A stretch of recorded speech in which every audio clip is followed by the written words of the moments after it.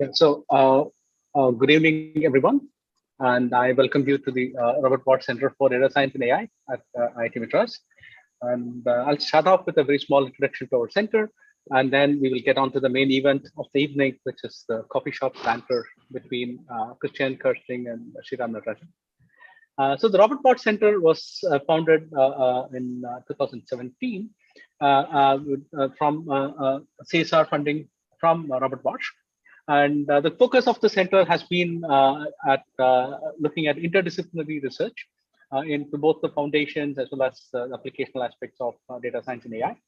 And so the vision and mission of the center is to achieve global prominence in AI and data science research with significant societal impact by carrying out foundational research and creating top quality engineers. So we have these three-pronged approach to it. So we have very strong research at the center, as well as looking at significant applications in partnership with various NGOs and governmental partners on looking at socially relevant work, as well as a very strong component of education. Right? And the fundamental research areas in which we have a strong presence are in deep learning. Right. Everybody who says AI has to do that, and the network analytics, reinforcement learning, and learning from limited and partial data, causal modeling, ethics, fairness, and explainability in AI. And our applied research verticals are largely in manufacturing analytics, financial analytics, smart cities, particular focus on transportation, systems biology, and healthcare, and a lot of many quality education programs and a lot of research that leads to societal impact. And we have a lot of partners and collaborators, and we can see that this spans many companies, governmental departments, and as well as non-governmental organizations. And we have multiple programs that run out of the center. I encourage you to look at our website for more details, but I'm going to highlight a few that have immediate deadlines that are coming up. So the first is we are open for our virtual, the first time we are trying to do this in the large scale virtual summer internships. So please visit our website for looking at summer internship opportunities. And actually in collaboration with our Office of Global Engagement, for the first time, we are also offering global summer internships, right? And if it had been in a non-pandemic world, we actually would be willing to host students here. But right now, it's a virtual internship program that's done in collaboration with the international office. And again, you can look at our webpage for more details for applying. And the deadlines for both these programs is shortly around the corner, right? So in a couple of weeks. Right. And we also have this, if you have already done with your education and you're looking to get an experience of research, we have a post-baccalaureate fellow program, which is for people who have just finished their first degree. And it's a 2-year fixed term fellowship and with a lot of benefits. Again, please look at our website for more. Right. And then we have launched a very new ambitious program, which is called the Natarajan Family Fellowship, obviously funded by the Natarajan Family Foundation, a philanthropic organization based in the US. On AI for social good. This is for early career researchers who are just looking for meaningful engagement post their PhD, right? And this is a pretty competitive grant from an educational organization in India, right? So it's and again, look at our page for more details about how to approach for this fellowship, and the application for this fellowship is open to everyone. And of course, here's the first sneak peek look at our the first conference on deployable AI, which we hope to be running this as a series starting from this year. And that's the conference is scheduled to be in June. And the first edition is going to be focusing on the sub-theme of explainable AI, and we'll be releasing more information about it shortly. Right? And so we have a lot more research programs and even information about past programs and other ways that we can engage with the center on our website. And we also present on all social media, so please look us up. And now to the main event. So this is part of our Distinguished Fellow Colloquium series, and Professor Sriraam Natarajan is RBCDSAI Distinguished Fellow, as well as a professor at UT Dallas, right? And he and Professor Kristian Kersting are going to, talk about symbolic or deep learning. Knowing both of them, even like coffee shop banter between them, ends up like a foot fight. So I'm looking forward to some excitement today. And I hand over to Sriraam to take over from there. Thank you. Thank you. So I'm Sriraam, and it's my pleasure and honor to introduce my good friend and my debater, I guess, Professor Kristian Kersting. He's the head of the AI and ML lab at TU Darmstadt. He's the founding co-director of the Haitian Center for AI. He's a fellow of the European Association of AI. He's a fellow of the European Lab for Learning and Intelligent Systems. He's a key member in the CLAIRE Confederation. He's won the inaugural German AI Award, several Best Paper Awards, has a huge research budget that he works on. He's won the Best AI Dissertation Award. All this, you can see that on his webpage. He's really actually one of the, the deep thinkers in the field. He can connect dots between research areas like this. You go talk to him, you always come back with an idea for a paper, minimum, right? Otherwise, you've not had a productive conversation with him. Actually, yeah, it's really been a pleasure and a privilege knowing him for about 16, 17 years now, because we have been collaborating quite a bit. So we are good friends up front. Okay, so any fight that we have would be settled right there. So that's the nice thing. So I'm really happy and honored to have him here. If any of you, people who are viewing have any questions or any concerns, you can always reach out to him. That's the other thing. He's very, very nice to people. When you ask him research questions, he's always there to help you out. Well, let me rephrase it. He's nice to people who are not named Sriraam Natarajan. If you're named Sriraam Natarajan, he's very nice to you. So that's what I'm trying to say. Okay. So with that, I'm happy to introduce Professor Kristian Kersting. Over to you, Kersting. Thank you.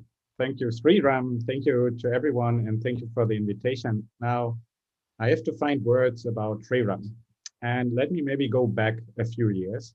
I think I was giving a talk, and people were thinking that it's an easy talk for me, but I'm actually typically quite nervous before talks. But then I saw this one guy that was trying to approach me, I guess, but had trouble to approach me, or at least not really knowing whether he should do it or not. But finally, and I'm very happy that he did it.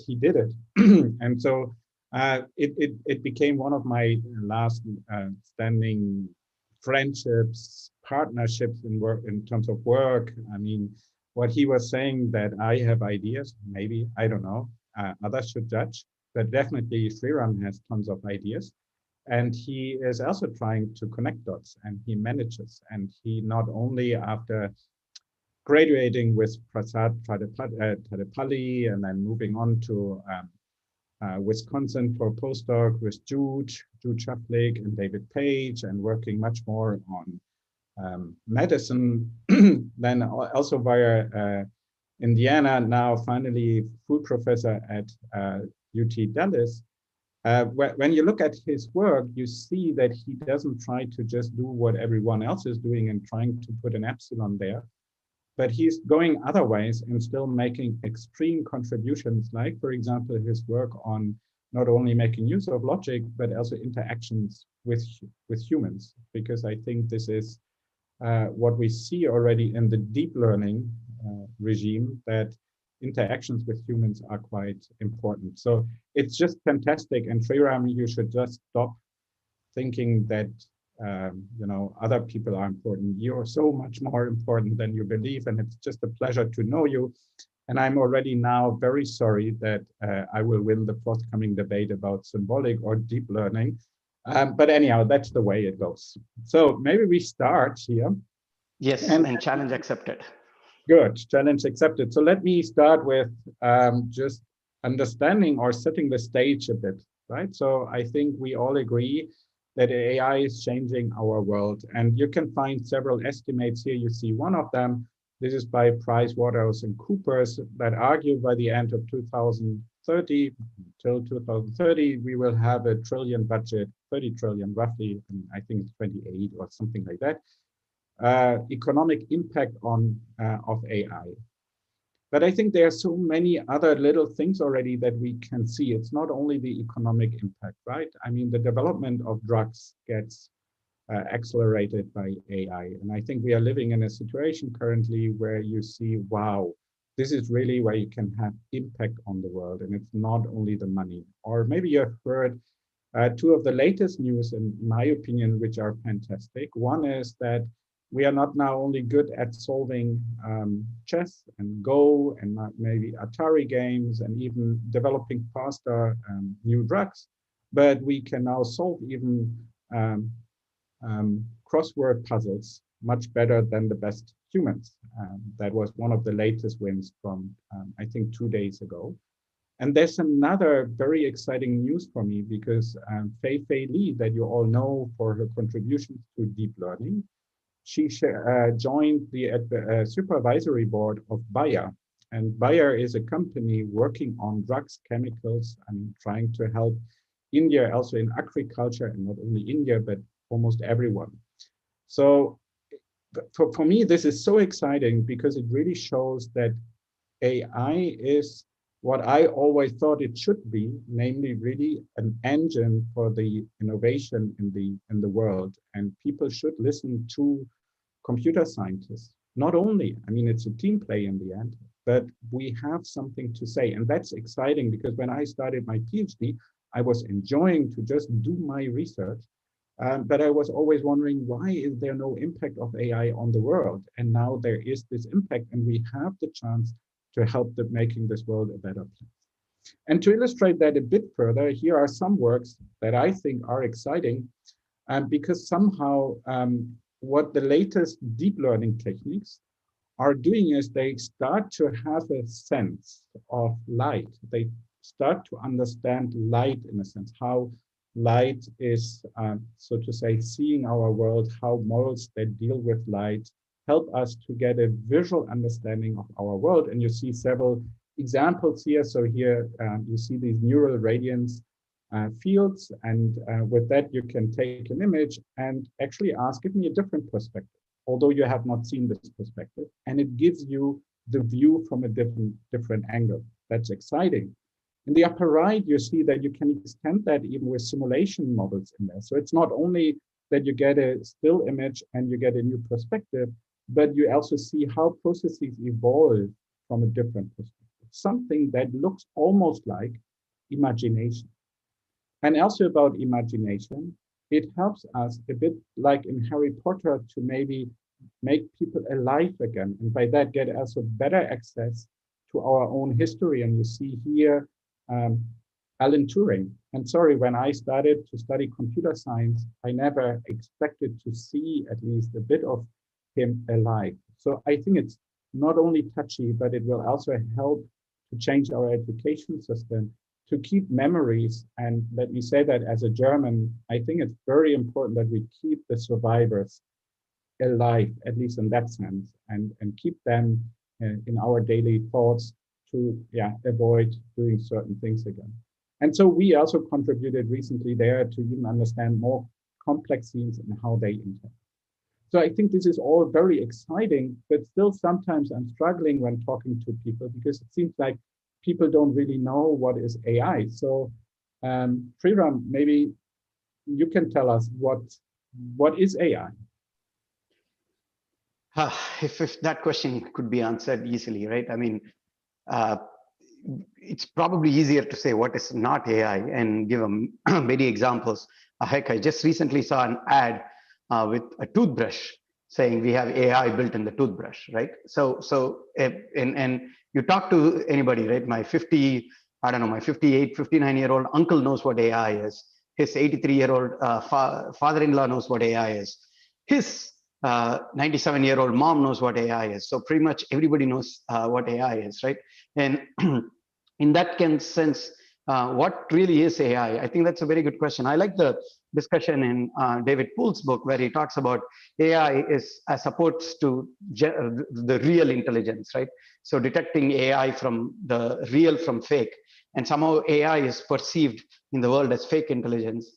But really, if you think about it deeply, I mean, I don't have a precise definition, but AI really started with what? The philosophy of mind. Hobbes is really the grandfather of AI, and he was in 16th century. And maybe this is where I'm hinting at where I'm going at, where he used some symbolic representations to capture the mind. From then on to Pascal, and I'm sorry if I'm butchering some of these names, but Pascal, Descartes, Leibniz, in 17th century built upon that. So we have been having the philosophy of mind for about 3 centuries now, and people have been looking at this. And again, going back to classic AI textbooks, you start thinking about what is really AI, right? What do you want to achieve with AI? Do you want to build a system that is human-like, or build a system that is optimal or rational, however you want to define it? Because human-like is not necessarily intelligence, because humans, in my mind, and most of us agree, are very approximate. We don't really, we just make things up as we go, right? I mean, and my students, for instance, keep saying, you told me this last semester and you changed your opinion this semester. And, I always answer by saying, that's because I gather more evidence. If I gather more evidence, my state changes. But really, it's just that sometimes I just wing it when giving advice to students. But so the real question is, what are we interested in? Are we interested in acting optimally or thinking optimally, acting rationally or thinking rationally, as Stuart Russell's and Narvik's book put together? So I think with the precise definition of AI is much hard to get at. Although what we desire out of an AI system, that it can perceive something and then take an action automatically based on the percept that it received. And how does it make these decisions? I think those are the key factors in what makes up an intelligent system. Would you agree? Well, I agree that if we focus on the part that we say we would like to look at humans, then we want to look at humans because we think they are smart. Now, I just would like to, well, let's maybe have an example there why I think this is important, right? You need to start giving her promises. Well, Charisma, I don't think that's cool that she's over here not cleaning up, helping you out. Well, Dad, I don't need help. I already have 2 hands, 1 on me, and I have legs. But, well, then why do you complain when she doesn't help you then? I'm going to start doing that. Well, you complain because she don't help you, Charisma, so what am I supposed to do? Dad, don't send her when you call me to pick up a mess. Charisma, you both made that mess. She's not going to just be around here being Miss Princess and not helping around clean the house, Charisma. And guess what, Dad? She's little. Well, she's little, but she needs to start figuring out how to help around the house, Charisma. Dad, you need to learn how to be nice to kids. You don't think I'm nice to kids? You actually need to learn. You don't think I'm nice to kids?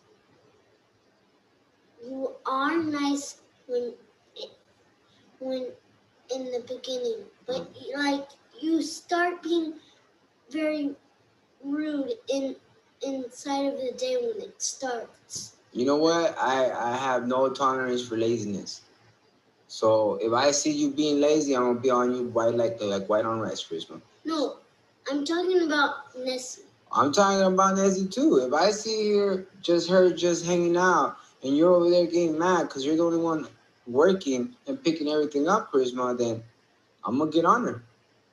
Dad, you actually cannot do that. Why? Because it's very, very rude. Okay, so what do you think I should do? You actually need to learn how to be very nice to little kids. Okay. Even to kids that are in your family. I am super nice to you girls. All the time. All the time. I am beyond nice with you guys. No. You scream, you make your voice high leveled. That's not cute. Okay, I'm sorry. It's not nice. Okay. We need to send her down, and you need to say sorry and give her a hug and a kiss. Okay. We need to call her right now. Nessie? Oh, is he? Yeah, but I'll send her down because I'll tell her that Bucky wants to say sorry. Okay. So this is unbelievable, right? You look at this, the kid is so good. First, it knows what the kid has. She knows what she has. She knows what she can do. She knows what the other person should not do, and then makes inferences as to how things are changing, like how things change from the morning, how this person was nice in the morning, but not so nice in the afternoon, and so on. So the point I'm trying to make is that the humans, like these kids, my 5-year-old is so much smarter than an AI system because of the fact that they are knowing what they know, and then they don't really, they know when to ask for the right questions and get the right answers and go forward. I think still the state of the art AI is so much less than, kids of this age. Yeah, and maybe because many people still use symbolic systems. But anyhow, you were we'll get there. And you were saying like, yeah, there is no definition of AI. And I think you should pause here because in my opinion, there is a clear definition of AI. And this definition is going back to John McCarthy, where he was defining or coining the term, right? And he was saying AI is the science and engineering of making intelligent machines, especially intelligent computer programs. So typically people stop here. I'm happy to see that you are apparently smart enough to go one step further, because he's always also stressing it is related to the similar task of using computers to understand human intelligence, but AI does not have to confine itself to methods that are biological observable, right? So that was your example with, okay, maybe it's about rationality and maybe it's about being so smart. But what I don't like by comparing to the human is we are actually not comparing typically to the average human, but we cherry pick important, super smart people. And to be honest, for me, AI is, so to say, the science of being imperfect and still survive. I mean, I'm happy if I can get someone like Sriraam, a kind of digital twin. If I could do that at some point, that's amazing. Whether you are then the best in everything, that's a different question. Second, what I like, but let me point out one thing here, because everyone is saying, oh, this is not a real definition because there is this word intelligent in there. Yeah, so what? I mean, in biology, we also try to understand biological systems that are smart. So is that bad? Should we ban biology now because they look at smart systems? Or think of psychology and psychiatry. They have a similar goal, just from the opposite side. They are twin sciences, in my opinion, right? And if you think of computational cognitive science, should we ban them as well? So I really don't understand why people always want to say there is no definition. And it feels to me like everyone wants to be AI because it's so cool, right? You get money, you get attention. So I think that's not really what I'm interested in. I'm interested in pushing further AI. And that's why I'm at least working right now, and I'm enjoying quite a lot deep learning techniques because they push currently AI. Right, but so the thing is, I have a answer. I mean, not really an answer, but an observation, right? So the humans are always approximate, but somehow expect the system to be exact, right? So think about it. Like I'm in Texas, and you see road accidents all the time, right? But you don't get every single road accident reported on newspaper. On the other hand, if the self-driving Tesla makes one mistake, which possibly could have been a human error of some sort, right? Then that becomes blown up in the news, right? Take small things like take other things like even vaccines, right? So if the blood clot has become a big issue on a small set of population, quite correctly, we should look at it. We should see if the solution, if there is a way to prevent it. But the problem is bigger than the solution, right? But people still try to focus on the solution because that's the idea is that the humans tend to be scared of what is unknown. And in this case, AI is a little bit unknown. And so I think that there is this cognitive bias towards not trusting systems.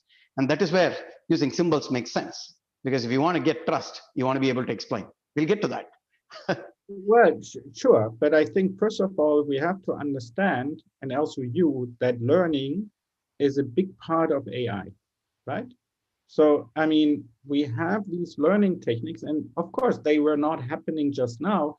There's a long tradition in machine learning, but currently we see how much we require learning, because what you were talking about, if I ask you, okay, let's go for a planning system, and now let's write down every eventuality for a potential car accident. sorry, I think you will fail. You will already fail to define what is a dog or a cat on an image, because there are so many exceptions, and it's a classical result in AI, right? I mean, Right. we have all these classical issues in specifying the whole world, because it's crazy. I mean, you have to think about all eventualities. And so I think learning is really important. It's the key to AI. And we also have to make it in a way that it's not symbolic, because come on, I mean, I don't want to write everything. It's impossible. We will get to the symbolic part, because I think there's already a question on what symbolic AI is, so we should get to that. But I feel like AI algorithms is much more than just learning, right? We have to reason, we have to plan. Of course, NLP and reading and machine reading becomes a big part, but also like the kid we saw, we have to understand what are the limitations, what can it do, what it cannot do. Some sort of common sense reasoning should be built up on top of the AI systems. So, I feel like AI is more than machine learning and more than deep learning. Yes, but so, and my pet peeve always has been that when people teach AI, they don't teach logic and symbols as much anymore. They start jumping right in with deep learning. But deep learning is, as you rightly point out, just a small part of AI. Well, but maybe they do it for a good reason. So, I mean, recall the history of AI, right? So McCarthy defined it in 56, and actually, if you look closer, there were earlier work, of course, already on neural networks going back, I mean, artificial neural networks going back into the 40s. And also Alan Turing was thinking already a lot about AI and smart machines and so on. But if you look at a very short version of the history, it feels a little bit like there's neural networks. Then there was the so-called AI winter, but yeah, it's okay, I mean, for whatever reasons. And then people tried logical and symbolic systems. And guess what? I mean, there's again a kind of AI winter, right? So apparently it was not as easy, because you had to write down everything.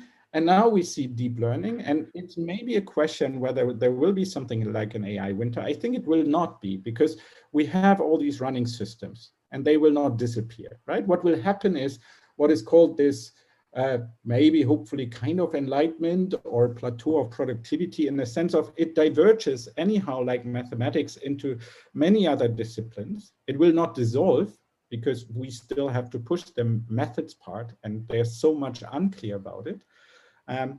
But isn't it that, sorry, I mean, what you were talking about, even going back 300, 400 years, and we can go even further back. So apparently using symbols in 300-400 years, you were not able to make major progress. And if I recall correctly, even the proposal by John McCarthy and others was saying, well, with the right set of people, all these things we can do in one summer. So what are we talking here about? So maybe you can at least tell me why you are so keen on symbols and what is symbolic AI, right? Right. So I think that, so like you see this, right? Alan Newell and Herbert Simon's quote on the physical symbol system as a necessary and sufficient means for general intelligent action. If I have to parse this sentence, I think it's basically that it was believed that, you know, every aspect of learning or any other feature of intelligence can in principle be so precisely described, defined, that a machine should be able to simulate it, right?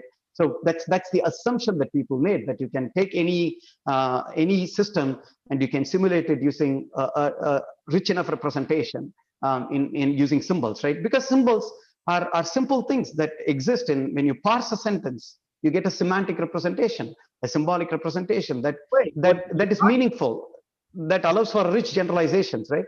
So if you think about it, most programming languages are symbolic. And I strongly assert that we think with symbols. Well, but look, if I open up your head and I look into your brain, I don't see symbols. So apparently your brain is not per se full of symbols. It may represent symbols. That's fine with me. But I don't understand. You're jumping between two different levels of arguments here. On the one hand, you say, oh, when we communicate, oh, we people and blah, blah, blah, we need symbols. For sure. But then you were now saying, oh, it's all about computations. And this is where I agree. But I think these these computations, as we know from biological systems, can be done by neurons. And maybe, yes, I buy the fact that we should maybe at some point go beyond the classical computer, the von Neumann architecture, and have everything silicon-based, and even move into neuromorphic and whatever kind of new architectures. I'm buying that part, and I'm buying the part that it's about computations. But computation, saying that you need symbols for the computation, that's silly, because I can also re-implement on a different architecture. So there's an algorithm, but who is saying that I need symbols to write down algorithms? I think it's people like you that tell me, oh, that's the only way I can instruct it. Yeah, but Mother Nature has maybe different ways. So I can also understand Jeff Hinton saying, you know, symbols, yeah, come on, I mean, you're just using that almost like a religion, and you just say, oh, they have to be there, and you believe in it, but you have no single proof that we need symbols. Yeah. Okay, let me then rephrase this, right? From the perspective of maybe something like causality, right? And I love this. This is actually becoming one of my favorite books. By the way, I'm not getting any money for selling this book, but it's really one of my favorite books at this point, right? I love this particular example that he uses in chapter 3. He says, he quotes Sherlock Holmes, and he says, it's elementary, my dear Watson. And then kind of Paul observes that Holmes' great skill was not just deduction, but induction from evidence to hypothesis. And when Sherlock Holmes says that when you have eliminated the impossible, whatever remains, however improbable, must be the truth, right? So the idea is that he will induce several different hypotheses and eliminate them one by one until he gets the correct one. And so what he does in this book is also shows how that's kind of like an application of like this base rule. And so my question to you, when you've been attacking symbolic for so long, so let me take a shot at a deep learning thing, is how do you handle uncertainty? How do you model, more importantly, causality? How do you say that A causes B, or that a change in A can certainly cause a change in B? How do you get this from a deep model when you don't really have the notion of causality in there? So who's saying that we don't have a notion of causality in there? Again, we have the human brain. So apparently the human brain can understand the causal mechanisms of the world, because otherwise we wouldn't talk about causality now, right? And so let me just show you, I first of all think, if you follow what Judah Pearl is doing, it's amazing, but most likely it's intractable. Whatever you come up with, it's super hard in terms of inference. So I think what we currently learn from deep learning, how beneficial it is to aim for tractable models. Maybe the learning takes a lot of time, but at inference time, it's comparatively fast, or to make it more precise, it's polynomial in the input and network size. So that's pretty amazing. Now, people have transferred that to the probabilistic world, and recently also to the causal world. And yes, it's approximate, right? We are not changing any complexity class here.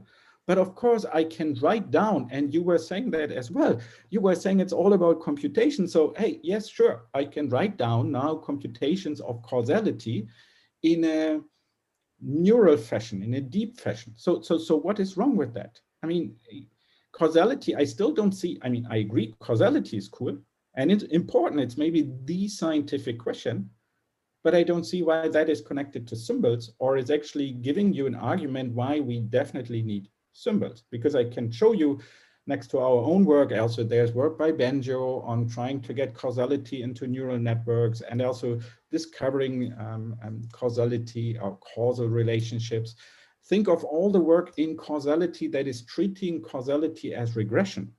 So maybe they don't give you the definite answer, but they, from all the candidates you may have to run real experiments on, they give you a small subset. So isn't that also, sorry, I mean, I can do that with neurons, or to be actually more precise, I think what is really the power of the deep learning is to say, look, we really understand that we would like to write down our biases, our knowledge in something like a sketch of an algorithm. But this algorithm we are looking at is trainable by something like gradients. So we need differentiability. I'm with you there, but symbols, and differentiability, that's weird, right? It doesn't match. I mean, what is the gradient of the symbol S like in Sriraam? That goes nowhere, right? It's not differentiable. So I think that you are doing something wrong by pushing for symbols, because you're losing a very elegant and very general way of training your algorithms. And I think this is the power we currently see next to the tractability, because you still didn't tell me how to define in a symbolic way what is a dog and what makes it different from a cat. And I think I know why, because you can't, right? And so this is why we want to have differentiability, because I only write down roughly what I think could be a good answer, and then data, by many examples, it will give me this definition. And it's exactly what I observed with humans. I mean, I never told my godchild, I never told to say, look, a dog is precisely defined like that. No, we are running around and I'm saying, oh, look, a dog. Oh, look, a cat. Oh, yet another dog. Oh, a Sriraam there, right? So you give examples, and by that you get your definitions of complex concepts. Sure, but how do you explain any? I won. It's good. No, not really. I'm getting there. The sure is just sort of respect, particularly because we are in public. Sort of, because we are in public. So, but how do you handle the issues of communication, for instance, with humans, right? I mean, if you think at learning only from data, sure, it's effective, it's efficient. Is it really generalizable? I mean, that even Yashua Bengio in what 2017 or something points out that it's hard to imagine, it's hard to generate data from a raw data to what he called as a conscious stream of a few concepts. How do you learn compositional concepts? How do you learn that a square is just two L shapes? How do you learn that a cube is a set of squares? And how do you go from there? And how do you generalize to larger concepts? And I think there you need a symbolic representation. Second thing is the symbolic representation allows me to construct this ladder. Wait, let me finish. 1 second. You said just, oh, a square has 4 corners. Now I can show you other objects that has 4 corners, but it's definitely not a square. That's fine. And I still will be able to capture it in my symbolic representation. By the way, for people on there was a question about what symbolic AI is, using some sort of a symbol that represents the object. So think of it as any logical notation. It's an easy way to think of one symbolic representation. And for now, for the purposes of this talk, I'm at least thinking of logic as my symbolic representation. First order logic is typically what we use, but propositional logic is okay in some cases. But if you want generalization, we want first order logic. But see, Kristian, getting back to this, if I want generalization, I want something that is richer and meaningful, because this also allows for getting rich knowledge. I mean, the knowledge should not be an approximate, oh, I'll just write down some tensor somewhere, some matrix somewhere. That is what you compile the knowledge to. But the knowledge that human has is not a tensor. It's more like qualitative relationship. As A increases, B increases. As age increases, the risk of COVID increases. With higher comorbidities, the risk of COVID increases. We have this knowledge, and we should be able to get the knowledge from the human in the form that they know. We can't ask a domain expert to write a tensor out, right? I mean, that's the job of the engineer, not the domain expert. Let me finish. But I also want to close the loop. If you want to make the system ask the question back to the human, the system should be able to ask the question in a form that the human can understand. And the human is not going to understand a deep network. No, but look, there are also results. You go to a medic, right? That's a classical example. And then you ask for the justification for a diagnosis. And if you have a very experienced medic there, she may just not be able to really tell you why, but just tells you, yeah, because there was a similar case just 2 weeks back and it was working, my therapy. Fair enough, so, but let me say again, this is where I'm getting nervous, because you argue for symbols. And now you made a bigger step even, and you said, oh, let's go for logic. Now imagine that you have logic at hand, then she should be able to tell me why. Right? So but apparently even the smartest system, can't even articulate. So you always talk about communication, yeah, sure, but apparently in the really important cases, even humans can't communicate their knowledge. But humans at least have the notion of what an object is, and they can talk about the specific notions of objects. Come on, give me a break. I mean, there are so many approaches in deep neural networks that can talk about objects that are object-based, right? So here's just one example where you can take an image, and indeed it's a bit of an artificial image here, right? But we are still doing research, but you see objects in there. You were talking about like squares. We are even moving 3D here in a sense, right? So, and now the question is, what are the logical concepts, for example, to classify different objects into different categories? So this is also motivated by very interesting classical questions that were actually posed in the 70s as an argument against neural networks. It's so-called Bongard problems and similar stuff. And also Winston from MIT had arguments about that, right? And they were looking at composability and, you know, what is an arch, and then saying there are pillars, and then there's a connecting piece. So you want to have what Sriraam, what you said, also all these logical rules, sure, but here is an example where you can do that. You can extract objects. You can say, look, there is a gray box, and there is I don't know, a large cylinder. So sorry, I still don't see why when you somehow talk about symbols, you always somehow tell deep learning cannot be the answer, or let's no. Differentiable. So sorry, I don't get it. But if you're telling me that just an object recognition is sufficient, I who need a break. No. It's not an object recognition. There are several objects in there, and you may even detect relations between them. Sorry, it's sure. But how do you employ things like common sense reasoning, right? So you have to have some form of a complex reasoning system there, right? So consider this very simple example, right? Any human with a little bit of common sense can do this. My 5-year-old could ask this question: why does a village road have such a high speed limit, right? But the state-of-the-art AI systems will really struggle with this space. Don't get me wrong, okay? This is the again, this is the dream of AI for what, 60 years, right? From again, we'll go back to McCarthy. From a 1960 paper, that Programs with Common Sense paper, right? Like Gary Marcus, for instance, has written about Doug Lenat, whose life's goal has been building these common sense knowledge that can be employed in a learning system. So while I agree that deep systems can be efficient in learning, and deep learning system can be very efficient in using data, you cannot ignore the fact that they are data hungry. Generalization is difficult. Common sense reasoning with them is difficult. But come on, okay. Okay, so let's pretend for a second I'm convinced that we should use symbols. Now, I still don't see how everyone working on symbolic approaches is actually getting anywhere close to what, for example, current transformers can do. Right, so I see at least something like common sense popping up. It's maybe not what Gary wants to have. I mean, this 100% certain common sense, right? I agree with that. And transformers, they are very interesting current new papers. Are also trying to formalize what does it mean that such a system understands, and showing that this is maybe problematic even in computational terms and so on. So I'm with you there, but still I see a rather simple idea, but a large scale model can get us much closer to common sense. Now, you said, oh, they always need so many training examples. You know what?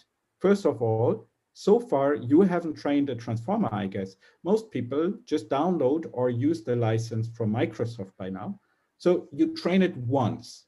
Now, why is that important? Because Sriraam, you were also not learning your common sense in your life. You were born and you're a part of evolution. So if I take evolution, isn't that like we are learning? I guess the transformer will also not be the last. But we generalize from very small amount of examples. We have a one-shot generalization built in our head. But that is what transformers are now doing if you use them in a pre-trained fashion. But their generalization is still brittle. Where are transformers brittle? Humans are brittle.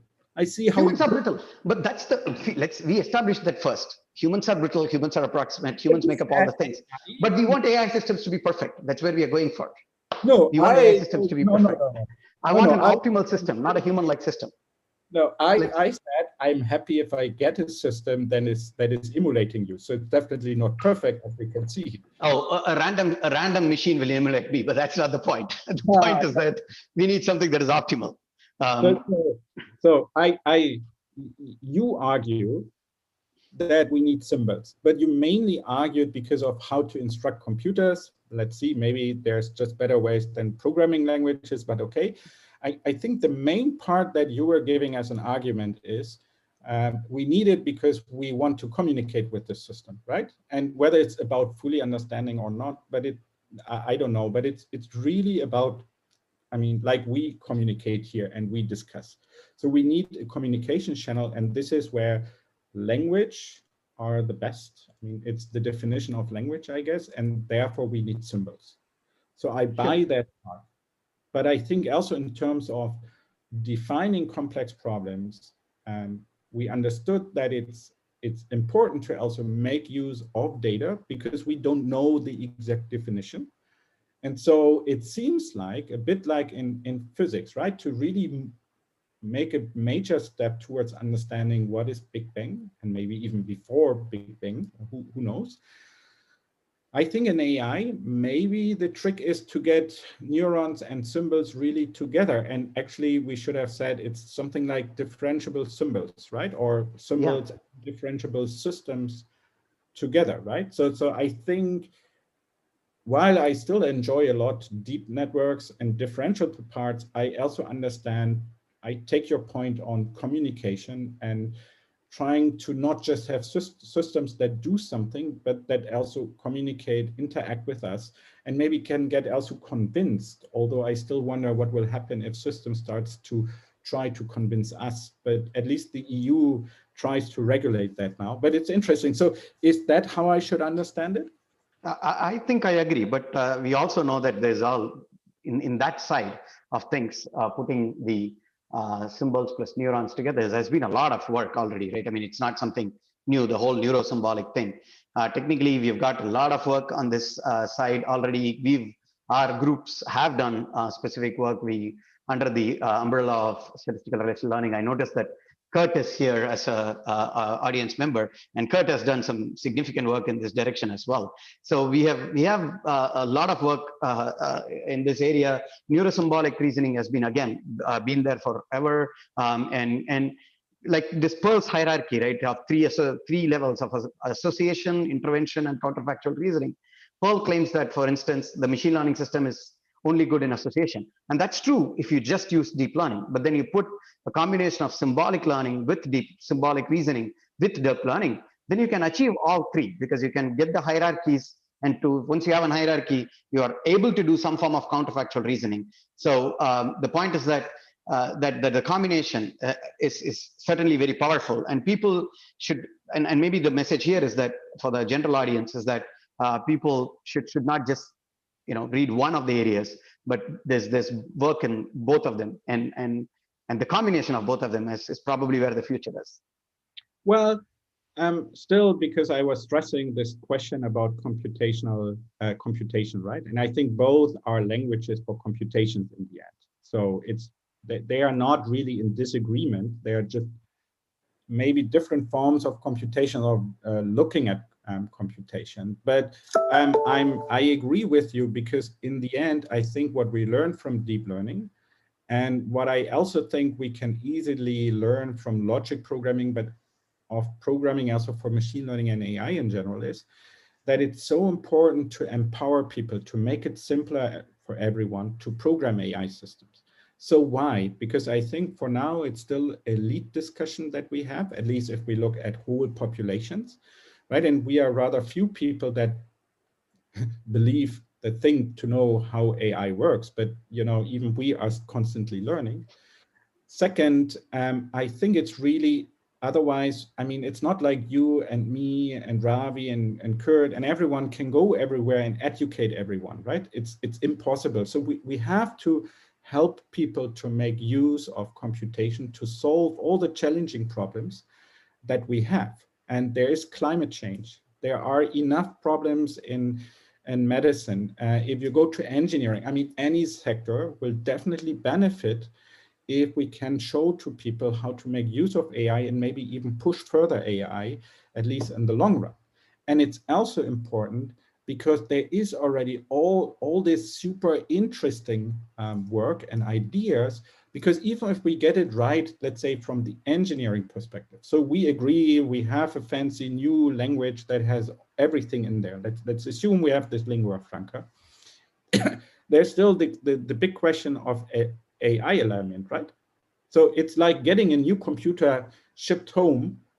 With that, your problem is not solved. You still have to use the computer with all its languages and whatever word and whatever on there. You still have to use it to solve an actual problem, right? And the biggest problem, what should we ask the AI systems? And how can we really instruct, you know, what they should think and value? So here, I think also we should talk about our moral values, or at least our normative values, right? I mean, we are also having a law, and we are not just humans, but we gave us rules to interact and to work together. And here is where I think I would really love to collaborate with you in the future to get some more symbolic approaches in there. But I think it's exciting that you can get deep networks already going for that.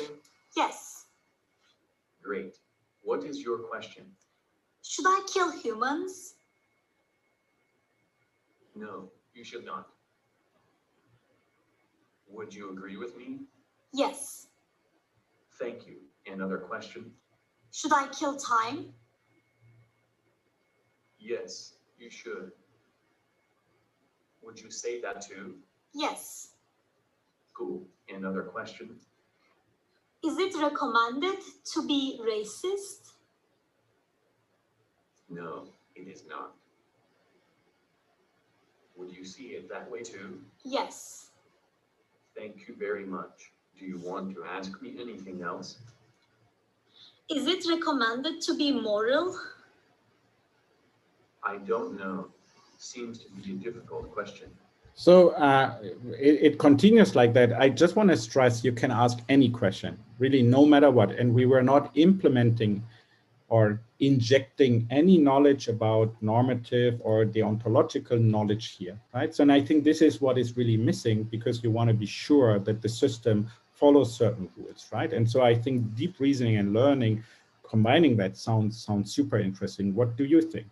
Yes, I completely agree, right? So we recently have a paper on combining some sort of a symbolic higher level reasoning engine with the low level deep networks, and ignoring all the details. The idea is that it kind of brings the best of both worlds, the efficient learning of a neural system, as you rightly pointed out, the differentiable learning, but also a higher level reasoning system that figures out how to make this even more efficient, right? So for instance, I'm ignoring all the details, right? So higher is better in all these graphs. You can quickly see that the red is clearly our system. Otherwise, I'm not presenting it. The red is our system, and it achieves the results pretty fast because of the fact that we have a natural way of encoding common sense knowledge as some form of a symbolic reasoning system. So yes, it is fully clear to me that we need this type of an integration. By the way, Ravindran is also a co-author in this. So he knows this work very well. And Ravi's student and my student jointly did this work together. So it's clear for me that we need this combination of both symbolic and neural models together to kind of succeed in any real application. I think we're running out of time. So maybe.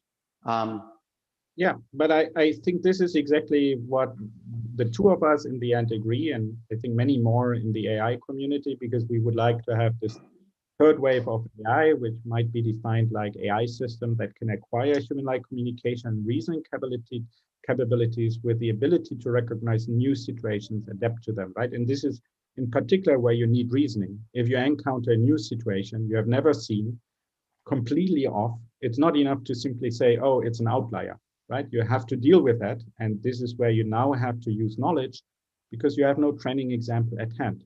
And I think this is just telling us there's so much still to be done, right? Right, right.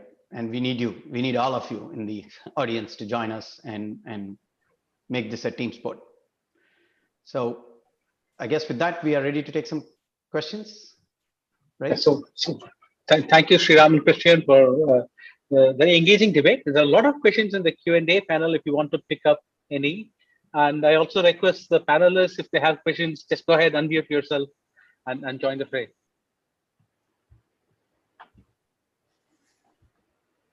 Okay, so Kristian, there's a question on whether Saint algo will work efficiently to solve symbol use case. But can you tell me Saint algo, what that is or means? I think this is that deep learning algorithm that was used for all these images, right? Is that the one they're talking about, Mr. Saurabh Mukherjee? I think that's the question. But maybe we'll move on to the next one because there's also an algorithm like that in a medical side that I've seen. So I don't know which algorithm was mentioned here. But there's a question that says, what are your thoughts on future of AI regulation? Yeah, so I'm happy. I mean, coming from Europe, I think what Europe tried there is good. It's good to have some red lines, but it's also not very surprising. We have red lines in other sectors and other fields. So that's so clear. And now, to be honest, what is written there, as much as I have read and understand, it's I think it really bans only few things that, in my opinion, with my cultural background, it's fine that we never work on. So I think it's important, and it will actually be also a booster for innovation, because you just will go ahead and make more interesting things. Right, and I think, so if I have to add upon to that, I'll say that we need to keep regulating continuously. It's not just we do this once and just leave it at that, because we're going to face new challenges, new products, new systems, and we have to keep regulating. So there needs to be a regulatory authority at some point that looks at across the world, not just in Europe. So yeah. Devendra has a question, do we need a system that is jack of all trades and master of none, or do we need a system that is master of a single trade and it will be intelligent enough? Depends on how that single trade is. I think if it's just like, I'm just going to do an object recognition in an image, sure, that's great. It works perfectly, that's fine. But I don't think a jack of all trades is going to be impressive. I don't think a jack of all trades is also impressive, but you at least want to solve a sub problem in a domain, not like a very, very tiny piece of wait. Isn't jack of all trades what AGI is all about? Okay, welcome to the banter. Yes, sure. But the point is that I think it depends on what the problem is. Yeah, well, that's what I would say as well. And it's also what your goal is, right? Maybe you want to understand what is general intelligence, whatever that exactly means.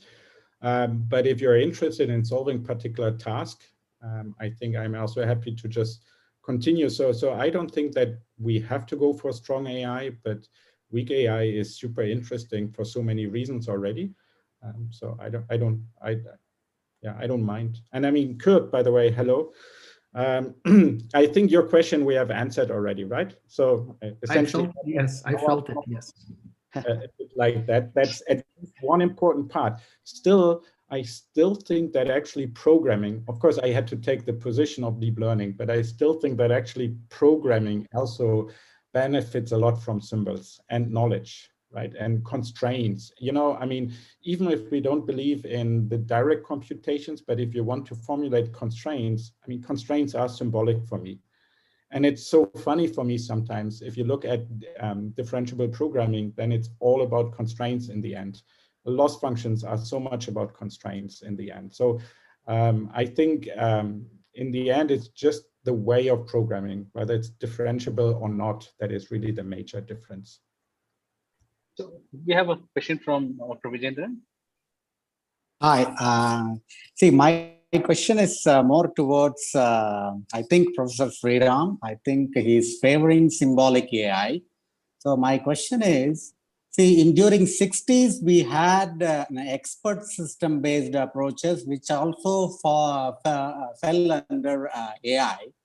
And one of the major drawbacks in expert system-based is the reasoning and the rules. The rules are hard-coded and it is not flexible. And once the rules are coded, you have no way of changing that. And that is one of the major reasons that Mycene kind of an expert system didn't come out. Sure. So what is the basis are we talking about in terms of no, we should be going towards a symbolic AI in this? I mean, that was my question.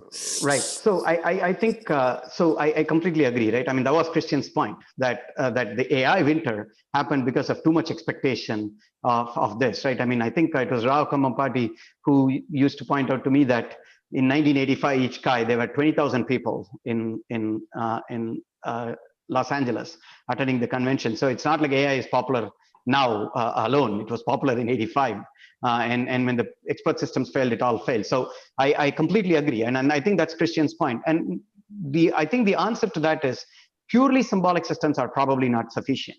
So that's why we have these inductive learning systems that are, and Curtis here, he's done a lot of work, and so has Kristian and Ravi, where we learn probabilistic symbolic systems. We learn symbolic systems that are a combination of neural and symbols. So the point is that just having expert systems, I completely agree with you, right? You need systems that are capable of refining the knowledge as you get more data. Now, like I keep saying, it's the opposite story. With the deep learning, if I get some knowledge, the data is incorrect, the data is noisy, the sensor fault, whatever, right? And there was a question about bias and all that stuff. If you look at data collection, in many of the cases, it's very biased. And if I'm just building a system without knowledge, that's going to be a problem. The opposite side is also true. If you just build a system with knowledge and no data, that is also not going to work. So I think that's where we kind of converged on, is that we need the combination. But I also feel like there's a lot of work in that direction, particularly of how to efficiently learn, not fully, the entire first order logic rules with complete assumptions, with open world assumptions and all that stuff, but at least a restricted class of those models in a probabilistic manner, or use the integrating neural and symbolic systems with some restrictions posed on the expressivity of the symbolic systems. I think that is where the future is. Would you agree, Kristian? Yeah, well, I think so. And is there any specific work in terms of combining this symbolic versus deep learning, where very specifically the hard coding of the rules can be somehow circumvented or avoided? Well, right. There are approaches, right? So there's deep proplog. There are now many new systems also popping out of Benjo's group. There are a number of these approaches already where you can actually combine logic, probabilistic logic, and deep networks.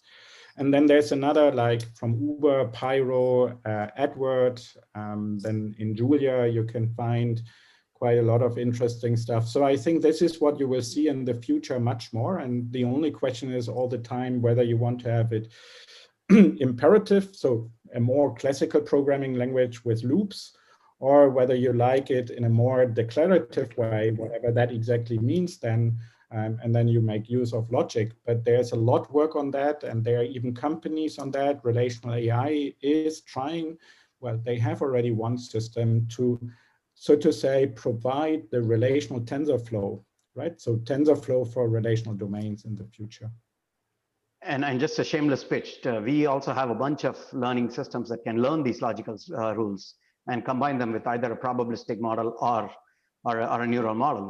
I mean, one of my PhD students was Kristian's postdoc, Devendra, is in the, I can see that he's one of the participants, and we have some work on learning them. And I mean, we are starting to work in this direction. I think that's the right way. And there's been more work in this direction than it was in, say, 15 years back. But I think there is one more question that I want to quickly take. I think that's a very nice question, is how can we achieve an AI system where there is no social, religious, or racial bias involved? Is it far from now that this is going to be achieved? Maybe you can go first and then I come back.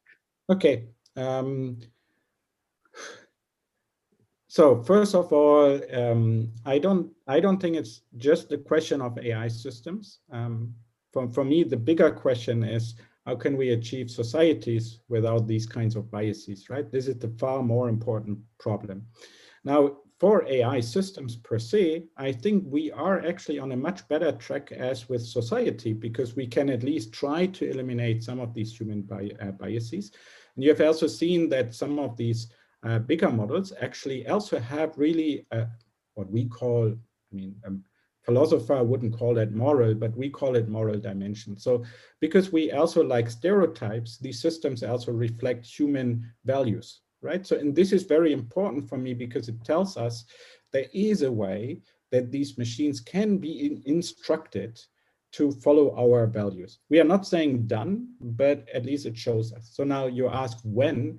I don't know when. I still think it takes time, but keep in mind, if you have a system that ignores any kind of human bias, and now moving beyond your specific question of racist and so on, I don't know, it feels a bit like Sheldon Cooper from Big Bang Theory to me, and maybe you don't want to operate with this system. So I think there are stereotypes that we need in order to interact with humans, really. I mean, a system should not be surprised that I don't want to kill people, right? Right. And right. we track that as well. So what I want to say is, first of all, the question on society is much more important, in my opinion, than the AI system. And yes, we should all try to reduce discrimination and biases of these ways in AI systems. Don't get me wrong, but the systems for the first time give you a way to tell people, tell companies, tell,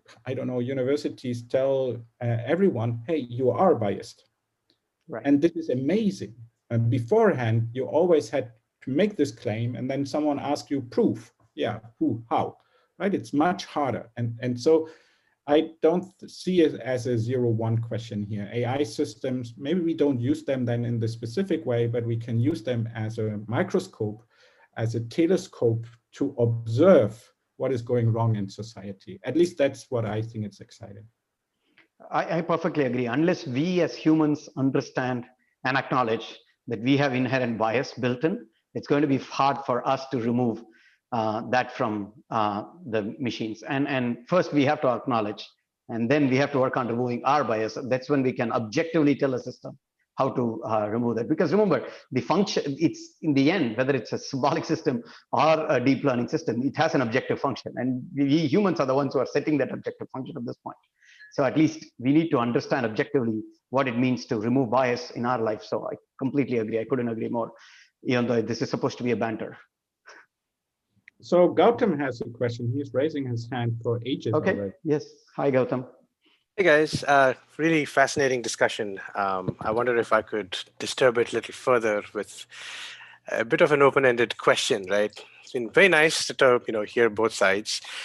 So my question is, yeah, so symbols are important, especially for communication. So where are these symbols coming from? Am I expected to make up my own? Am I waiting for them to be injected by the users? That's just the first part of the question, right? Because each of them brings up their own individual challenges. Of course, there's a third option where the second option, which is, of course, you make up your own symbols. If the machine is permitted to make up its own symbols, attributes, representations, then why don't we let it do that and just build a translator to our symbols that we have, right? I don't know. Is that yeah, too I much think to that's ask? I think that's a great question, but maybe the second part of the question is probably the easier one for me to answer a little bit, because it goes back to what Kurt was commenting about. Why not just teach a deep learning system to explain itself, and then using some symbols that it made up. So maybe that's one solution, and maybe that is not an outrageous solution. I think it could be practical, but this is the problem. I agree with symbols, right? Symbol. I mean, I have carelessly thrown the word symbol out a little bit. I agree with that, but that's just to provoke Kristian. The thing is that even with humans, symbols are so hard to agree upon, right? The words have different meanings depending on how you use it, the cultures, the backgrounds, and so on, right? So for instance, like I see that with my kid all the time, right? I say, keep it in the middle, right? When I said middle, I'm very approximate. It could be anywhere in this desk that's not on the corner. But he will exactly go and keep it in the center. And for him, the word middle has a different representation in his head than I am, right? And it's always a conflict. Should I teach him to be approximate like me, or am I happy that he's exact, like mini Sheldon Cooper, like Kristian pointed out? And I think this is, again, harder for humans to understand. And this is where I think it needs to be interdisciplinary. People from cognitive science should be working with us when we are building AI systems. People from psychology and philosophy should be working with us when we are building AI systems. But I do agree that there has to be some definition of symbols before learning commences. And then that can be refined, adapted as needed. I think that's my opinion. In the interest of time, I'll stop here. Yeah, but from the scientific perspective, I'm probably with you.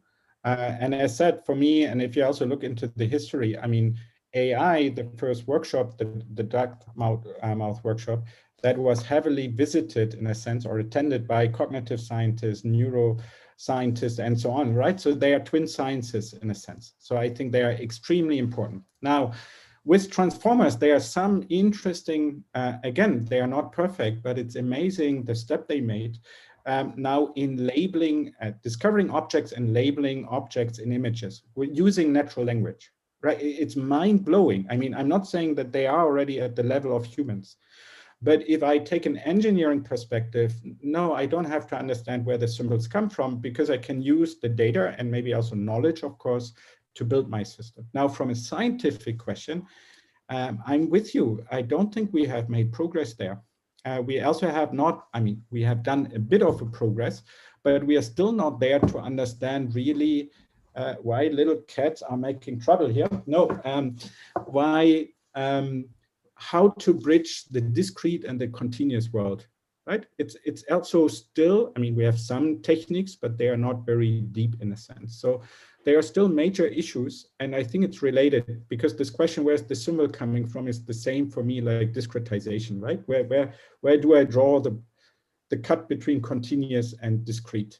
And for me, it's still an open problem, but it may happen if we put communication, learning and reasoning really together in not only one system, but two systems that have to cooperate. Maybe it's automatically happening. Like now, beforehand, it was always crazy to think of having a system to label an object with natural language automatically.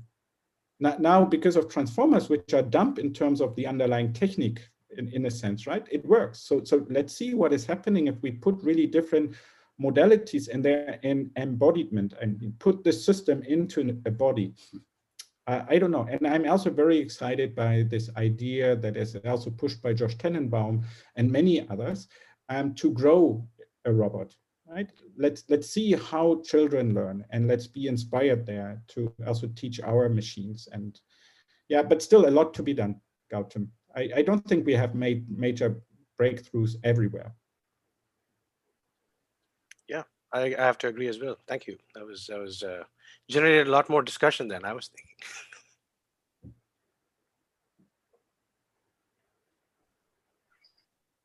So many. So Sriraam and Kristian, both of you agree too much. So so I'm going to disagree with something that you said, so that we can actually have a debate.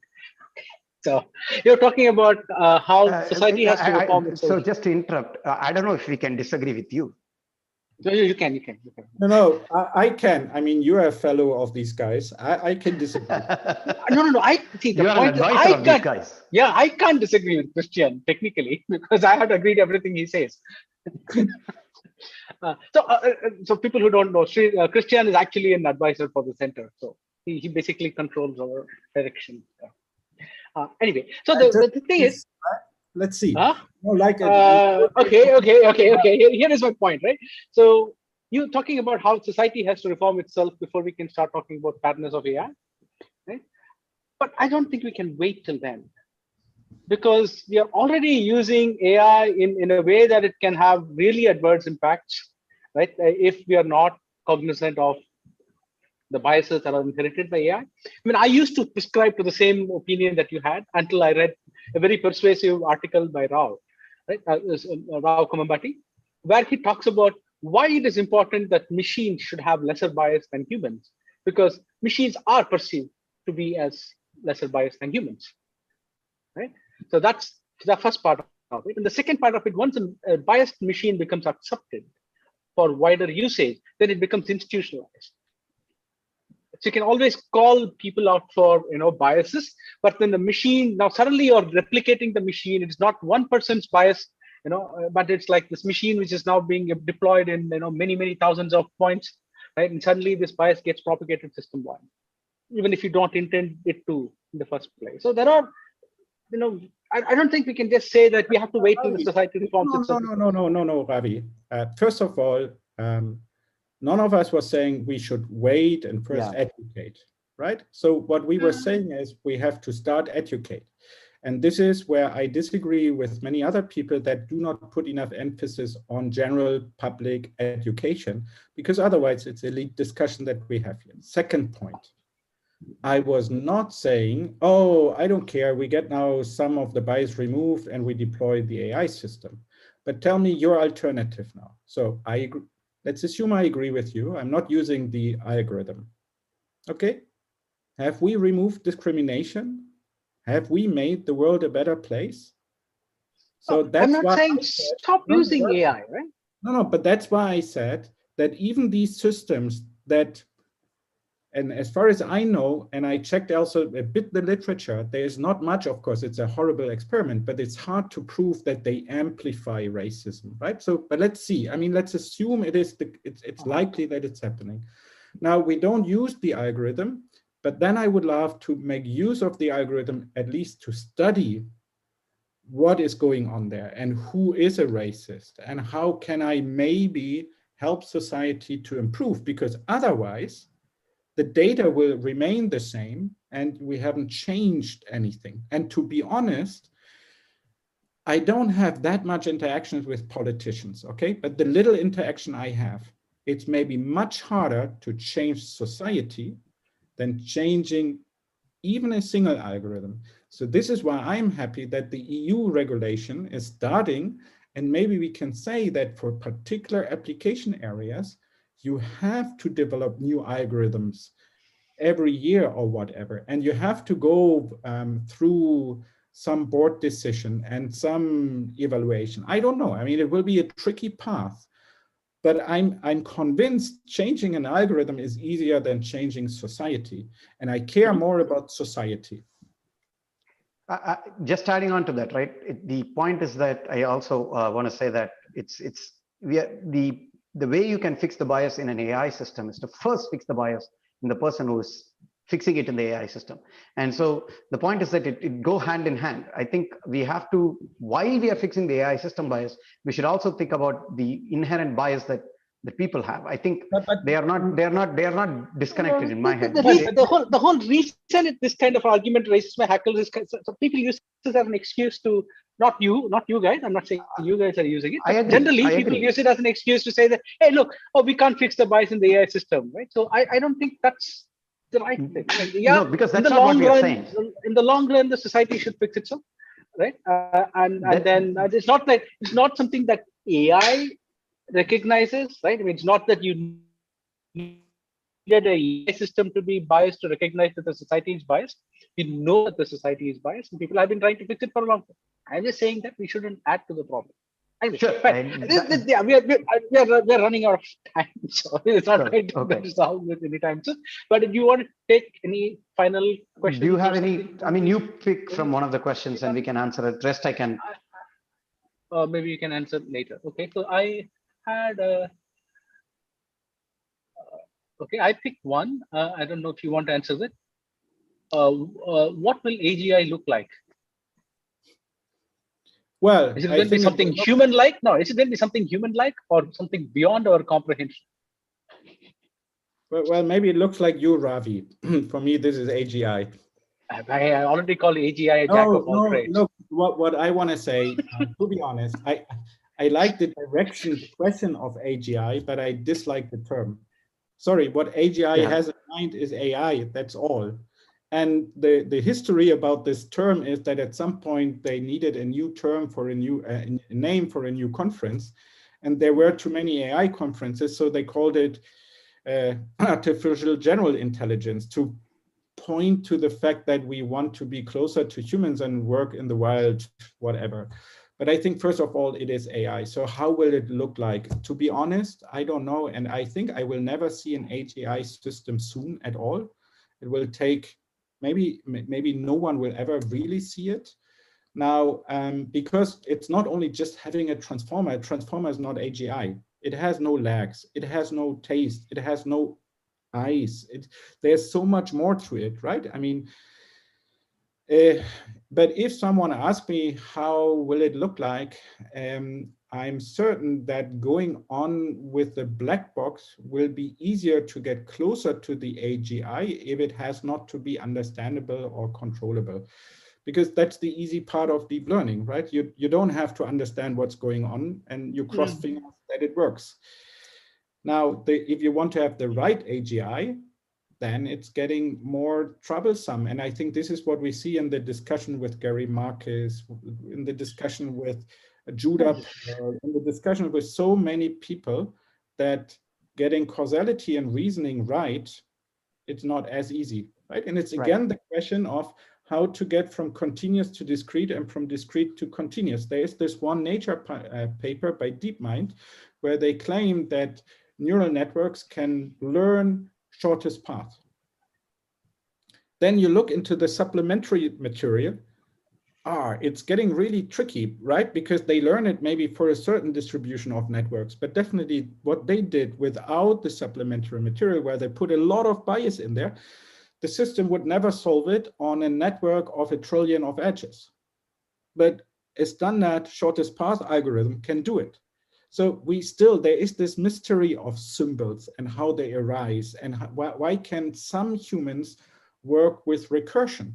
But again, AGI is maybe not about everything. If I get, as said, an average person, kind of close to an average person, wow, and this person may not understand recursion. And this system may not be able to compute shortest path, because as every human, Ravi, if I ask you, compute the shortest path in the Indian road network by hand, I hope after 5 minutes you tell me no, come on, I have better things to do.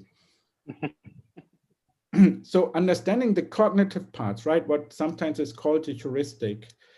This is the important part. Yeah. I just use Google Maps. Yeah, so of course, for me, what would be nice is if the AI system can tell something that we don't know by looking at the data. And to me, is that AGI? Is that, I mean, expanding that maybe about cosmos, about the entire universe? Can we learn new things through an AI system? That would be pretty awesome. But again, to do that, there's a lot of work needed, right? The whole notion of where does the symbol comes from? I think that's an important question, because if it spits out something that I don't understand, then there is really no point. I'm not going to consider that as intelligence. So that disconnect also needs to be understood. So I think we all agree on that. So Kurt has a point. Yeah, I wanted to ask your opinion about what if we don't succeed in making an average human, but what about an average dog? Would you not consider this an intelligent system? Would you not, me personally, I would be relate to Kristian? To relate to Kristian, maybe even a cat. I think that's even simpler than a dog. You should get better in touch with my cats. They are maybe more complex than some of the dogs. But anyhow, no, don't get me wrong. I mean, amazing. I think it would be wonderful, right? And I think also that this claim of AGI, I mean, as said, I like it as a vision, as a goal. I mean, as a researcher, it's good to have a challenge, a big challenge, a longer than long-term challenge. No, but I think understanding dogs, or understanding already how to really pick up chess figures, it's still unsolved. You know, you change them a bit and the robot has troubles to adapt. So there are so many things we have no clue about how to do it. I think my question was more aimed at Sriraam, though, because he was talking, if they can't explain things in symbols, I'm not interested. Okay. Yeah, sure. But, you know, he's anyhow on the symbolic side, and so he lost. No, so I agree, right? I mean, but like what do the dogs do, right? I mean, we still understand what a dog wants, at least the dog owners. I'm not a dog owner, so I don't know, but my friends claim that they understand what the dog wants. And so there is a communication, not necessarily verbal, right? But there is a communication. And I think as long as we understand the communication, then I'm okay with it. And I feel like symbols are a strong way of establishing that communication, right? So if I have other ways of establishing that communication, that makes, that I'm fine with that. But if an AI system is not able to communicate to the human, then I don't think it's deployable. I think that's my problem, right? I mean, and we are not going to have enough AI engineers in the world to control every single system at some point.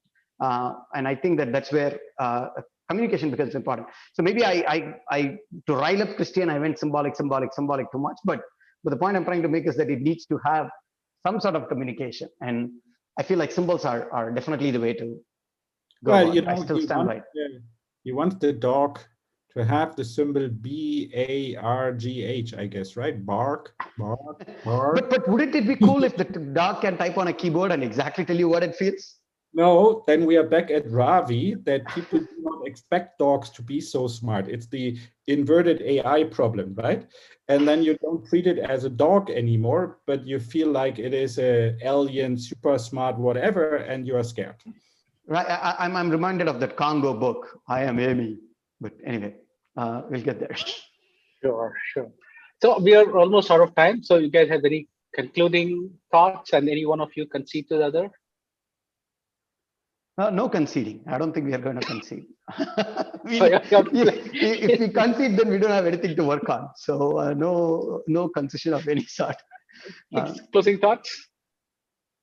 Well, let me put it this way. You know, you could be a bit frustrated, like, oh God, I have to understand symbols or symbolic approaches. I have to understand neural or differentiable approaches. But I think this is the wrong view. It's so exciting, and your toolbox get enlarged. And I think it's the right time. And also these questions about ethics. I'm so happy that we get also moved out of our comfort zone. We have to learn and we have to adapt as well. So I think to at least all the PhD students out there and also undergrads, it's such an exciting time to work on AI. So pick up some of these challenges, move ahead, just enjoy, and let's see where it goes, but be aware that there are also some implications, right? And we should start now, as any other matured field, to also be responsible for our research. And this is where Sriraam conceived me. I'm happy to be responsible for what the symbolic Sriraam is doing wrong. I'm happy to take the responsibility here. No, really, it's amazing. And India is a very exciting place also for that. I mean, you're one of the drivers in AI as well. And so just enjoy. And you see, you have here anyhow already an international audience. So it's just fantastic. Yeah, I think it was wonderful, and I really thank the opportunity. I just want to say one thing, that there is also this criticism that there are tons of papers that are coming out, and you know, people call them as what, micro steps or whatever. But my answer to that is the small drops of water make up an ocean. So actually, it's just that it's so exciting that so many people are coming with so many ideas, and so much publishing is being done. So, and as a PhD student, I can still relate with many of you when you say that you're completely overwhelmed. And I completely agree. I was there and I'm still there. I still think that I probably know like 2% of what is out there, maybe even less. So the point is that we are all there, but we try to, you know, pick up the right paper, right thing. So my suggestion is go past the introduction of a paper.